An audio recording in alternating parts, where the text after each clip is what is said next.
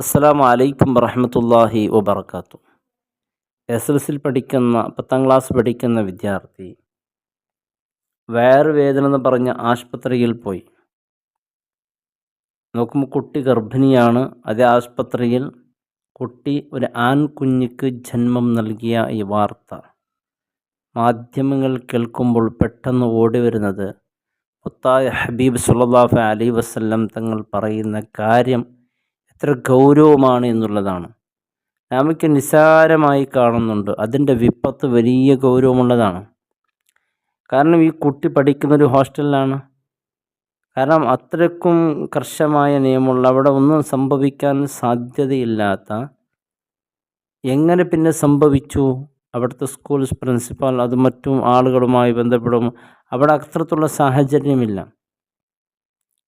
കുടുംബക്കാർക്ക് നിസ്സാരമായി കണ്ട കാര്യം പിന്നെ ഗുരുതരമായൊരവസ്ഥയിലേക്ക് പരസ്പരം കുടുംബങ്ങളിടയിൽ പിണക്കങ്ങളൊക്കെ ആവാൻ സാധ്യതയുണ്ട്. എന്തുകൊണ്ട് ഈ ഒരു അവസരമുണ്ടായി? ഹബീബ് സല്ലല്ലാഹു അലൈഹി വസല്ലം തങ്ങൾ പറഞ്ഞ കാര്യം വളരെ കൃത്യവും വ്യക്തവുമാണ്. മുത്തായ ഹബീബ് പറഞ്ഞു, അടുത്ത കുടുംബത്തിൽപ്പെട്ടവർ നാമൊക്കെ ജ്യേഷ്ഠനാണ്, അനുജനാണ് എന്ന് കാണുന്നത് പരിശുദ്ധ ഇസ്ലാം ഹറാമായിട്ടാണ് കാണുന്നത്.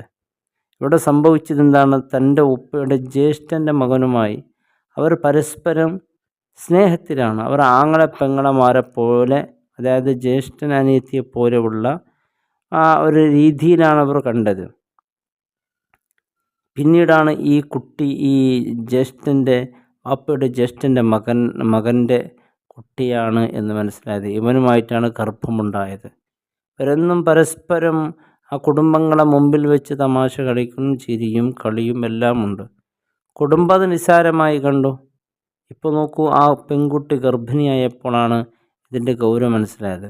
ഹബീബ് സല്ലല്ലാഹു അലൈഹി വസല്ലം തങ്ങൾ പറഞ്ഞു, കുടുംബത്തിൽപ്പെട്ട അന്യപുരുഷന്മാരുമായിട്ടുള്ള ഇടകലരൽ അതിനേക്കാൾ ഏറ്റവും ഖൈർ മരിക്കലാണ് എന്നാണ്. കാരണം തെറ്റിദ്ധാരണം കുറവാണ്. ഇവിടെ ആരും തെറ്റിദ്ധരിക്കാൻ സാധ്യതയില്ല. അവർ ജ്യേഷ്ഠൻ അനിയത്തിയെ പോലെയാണ്, ആങ്ങളെ പെങ്ങളെ പോലെയാണ്. ആരും തീരെ മൈൻഡാക്കൂല. അതിന് ഒരു സ്ഥലത്ത് താമസിച്ചാലും ഒന്നും തീരെ കാര്യമാക്കൂല. കാരണം അവർ അനിയനും അങ്ങനെ ആ രീതിയിലാണ് കാണുന്നത്. എന്നാൽ ഹബീബ് സല്ലല്ലാഹു അലൈഹി വസല്ലം തങ്ങൾ പറഞ്ഞു, പാടില്ല, അത് ഗൗരവമാണ്. കുടുംബത്തിൽപ്പെട്ട ആരാത്ത അന്യപുരുഷന്മാരാണെങ്കിൽ ചെലിപ്പന്നിനോടാണ് ഉപമിച്ചത്. ഇതിന് ഗൗരവത്തോടു കൂടി ഹബീബ് സല്ലല്ലാഹു അലൈഹി വസല്ലം തങ്ങൾ കാണുകയും ചെയ്തു.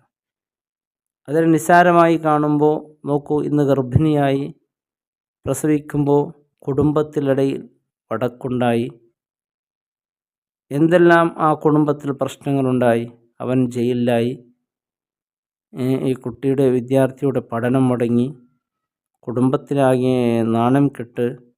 അള്ളാഹു നമ്മുടെ സമൂഹത്തിനും സമുദായത്തിനും എല്ലാം അള്ളാഹു കാത്ത് രക്ഷിക്കട്ടെ. അപ്പോൾ നമ്മുടെ കുടുംബത്തിൽപ്പെട്ട അന്യപുരുഷന്മാർ ജ്യേഷ്ഠൻ്റെ മകനാണ്, അനിയത്തിൻ്റെ മകളാണ്, പലതാണെന്ന് പറഞ്ഞ് നിസ്സാരമായി കാണരുത്. കുടുംബബന്ധം ശരിയാണ്, എന്നാൽ അവർ പരസ്പരം ഒറ്റക്കുള്ള ഇടകലരലും ഒറ്റക്ക് ഇത്തരത്തിലുള്ള സാഹചര്യം ഇരിക്കുമ്പോൾ അത് ഗൗരവത്തിൽ മാതാപിതാക്കൾ കാണണം. അങ്ങനെ ഒറ്റപ്പെടുന്നൊരു സാഹചര്യം, അല്ലെങ്കിൽ കൂടെ ഒന്നിച്ച് ബൈക്കിൽ കൊണ്ടുപോകുക, പലതും കൊണ്ടുപോകാൻ, അതിനൊന്നും നാം സമ്മതിക്കരുത്.